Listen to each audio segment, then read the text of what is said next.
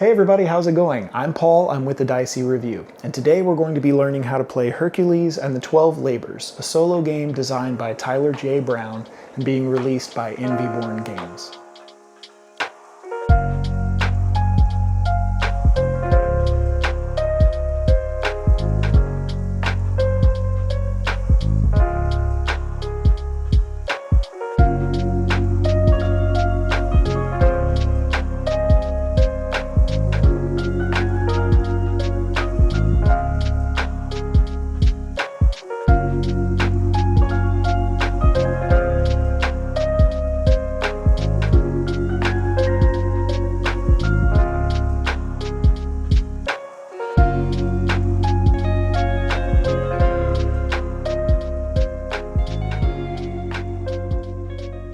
Hercules and the 12 Labors comes with all of the components that you see here, including 27 labor cards, 14 lore cards, a spirit and divinity tracker, a divinity and spirit marker, 15 total dice separated out into green Hercules dice and gold labor dice, 13 mood cards, and a Bow of Hercules card.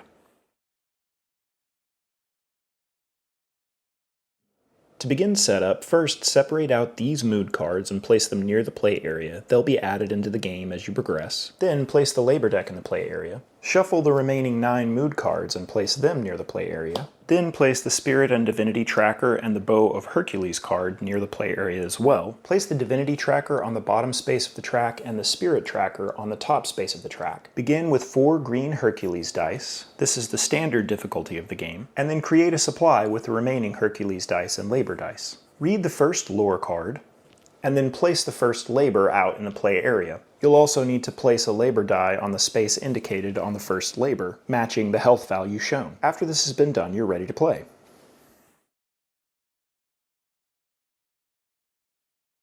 Throughout the game of Hercules and the 12 Labors, a player will take on 12 different labors, each more difficult than the last. And every time a player is able to defeat one of the labors, they'll gain some type of reward or benefit to be able to help them in future labors. Each labor card will have one or more spaces that is there to hold labor dice. And to be able to defeat the labor, a player has to be able to reduce the labor die or the labor dice to 0. This has to be done before any of the dice reach the skull space. If a player is able to complete the 12th labor and they've reached the top of the divinity track, they would win. If at any point during any of the labors, a player's spirit is reduced to the bottom of the track, or if any of the labor dice end on one of the skulls, the player would lose and would need to try again. To be able to defeat labors, players will have to be able to roll specific numbers or combinations of different dice to be able to attack the labor. And every time a player is able to do this and assign one of those dice, the labor's health would be reduced by 1.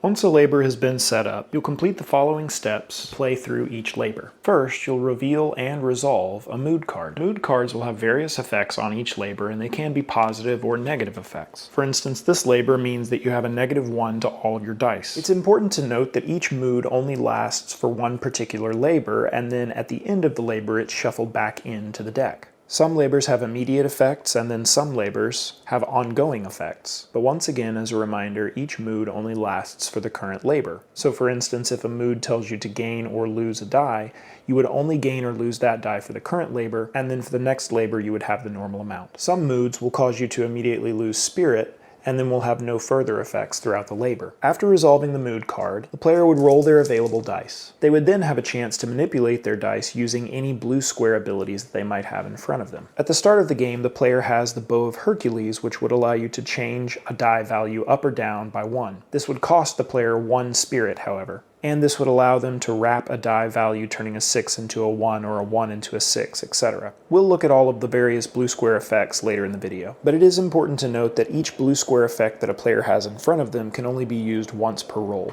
After manipulating your dice using any blue square abilities, a player would be able to place their dice either on any gold square ability cards that they might have, or on the labor card to assign damage. Now at the start of the game, players won't have any gold square abilities, but I've pulled this card from the deck just to show as an example the types of things that you can do once you've progressed a bit throughout the labors. So for instance, if the player had this card in front of them and they wanted to use this ability, they could place 2 dice that are the same on the card to gain 2 spirit. It is important to note that if you place any dice on any gold square abilities, those dice are locked and can't be used to reduce the labor's health. To be able to place dice on the labor card itself and reduce the health, you would have to have a die showing the conditions that are on the labor card listed here. So in this example, a player has to place a 5 or a 6 on the Nemean lion. In this example, the player would be able to place one of their dice, and this would reduce the labor's health by 1. If a player had been able to place 2 dice on there, it would have been able to reduce the health 1 further. If the labor's health is reduced to 0,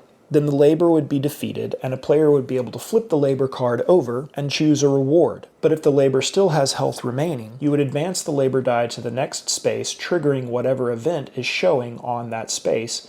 In this example, the player would lose 1 spirit. If the player has any spirit remaining, then you'll gather all of your Hercules dice and start over beginning at step 2, rolling your available dice.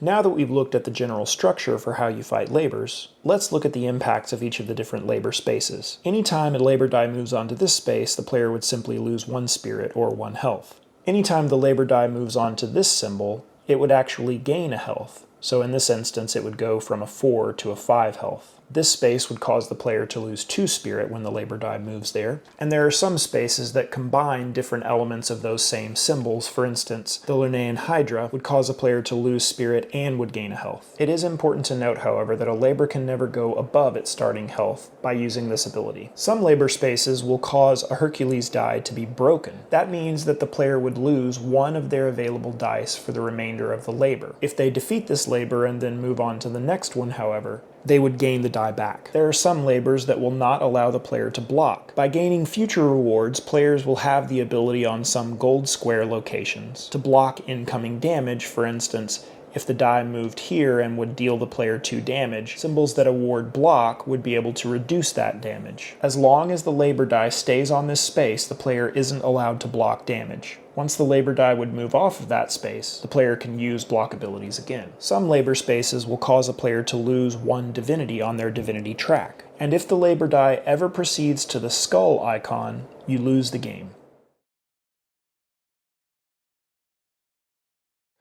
Many of the requirements for dice to be able to reduce labor's health are fairly straightforward and easy to understand, but we'll go over each one just to make sure there's no confusion. To be able to reduce this labor's health, you have to assign 2 dice with the same value. To be able to damage this boar, you have to have a combination of dice that add up to the exact number shown in this front box. So for instance, a player could assign any number of dice that add up to 12 to reduce this labor's health. To be able to damage the Cretan bull, a player has to use 3 dice. The first die has to be a 3, and then the second die can be any number, but the third die has to be equal to or less than the total of the first 2 combined dice. So for instance, if a player placed their first required 3 and then a 2, they could place this 5 because it's equal to or less than the first 2, or they could also place a 6. To be able to damage this labor, a player has to place a 1, 2, and then 3. To be able to damage this labor, the player has to place 2 dice, and the numbers on those dice multiplied has to equal a total of 1 or more dice over here. So for instance, 1 times 3 is 3, which would allow this dice combo to be placed. This combination would also be valid as this group of dice adds up to 3, which is equal to the multiplication here. To be able to damage this labor, the player would have to have a sequential straight of 3 dice. They could start with any die value, but they would always have to increase by 1. So for instance, a player could place a 2, 3, 4, or a 3, 4, 5, etc. In a similar way, to be able to damage this labor, a player would have to create a 4 die straight. To be able to damage this labor, players have to place 3 total dice, 2 dice that equal a third die. So for instance, a 1 plus a 2 and then placing a 3 here would be a valid combo for this labor. When a labor is defeated, players will be able to turn over the labor and gain a reward and might gain some immediate bonuses as well. For instance, beating the Nemean lion will give a player a card that will have new abilities that they can use against a future labor. For instance, this blue square ability would allow a player to turn a 6 into a 3 and vice versa. And this card would also include a gold square ability that would allow a player to gain 1 block. But in addition, players might gain immediate rewards as well. For instance, after beating this labor, the player would immediately gain 2 spirit or 2 health. If a player sees this symbol, that means they would gain one more die that they could use in future labors. And if a player sees this symbol, that means that they can move up one space on the divinity track. It's also important to note that some labors will have multiple cards, and when they're defeated will offer multiple choices for a reward that a player can get. When gaining rewards, players have to choose one of the reward cards to gain and move forward with. They can't choose all of them. Some reward cards, when gained, will tell a player to remove a prior reward that they have. Also, there are some cards that will tell players to add specific mood cards to the mood deck. But it's important to note that there won't be more than 9 mood cards in the mood deck. This is because when certain mood cards are added, they will replace cards which are listed here. In future labors, there might be more than one space for labor dice. When this happens, this means that there are multiple dice that players can try to reduce. And it's important to note that there might be different attack conditions for each track on a labor card if there are multiples. For instance, to be able to damage this die on the right card, players would have to place dice on the card that add up to 12. But to be able to reduce this labor die, players would have to place a total of 3 dice, 2 dice that add up to a third. And when a labor card has multiple dice, after resolving all of the normal steps, rolling your dice, manipulating them, and then assigning them for effects, any dice that are remaining will both move on the labor and trigger any effects on the spaces that they move into. There's also a labor, the Cretan Bull, that has a 6 with a number 2 printed in the middle of it. This means that the player would need to stack 2 labor dice with a value of 6 on this space. And when moving these dice, the player can choose either direction to progress on the track. It's also important to note that there are lightning bolt symbols that will show the directions that dice can go. So if you're ever confused about which direction a die can progress, it has to follow one of the lightning bolt symbols along the path.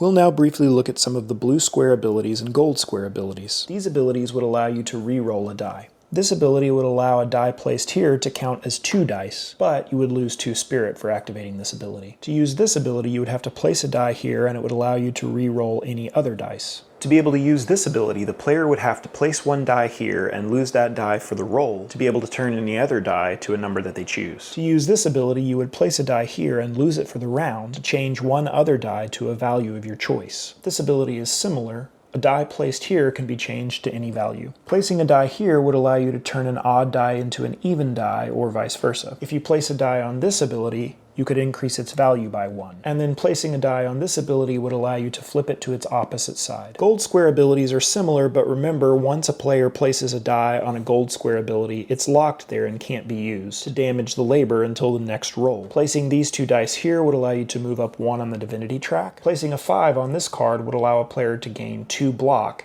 And once again, if a player has activated this ability, they could reduce any incoming damage for each block symbol. A player could place a die of any value here to gain 1 spirit. Alright everybody, that was our video. Hopefully it was helpful and hopefully it was informative. If you still have any questions at all about how to play the game, please comment below or you can email me directly at thediceyreview@gmail.com and I'll make sure and answer those questions for you if I can. As always, if you like the content that we're putting out, make sure to thumb this video up, subscribe to the channel, and click the bell icon to be notified whenever we put out new content in the future. Alright, thanks so much for watching everybody, and until next time, I'll see you at the table.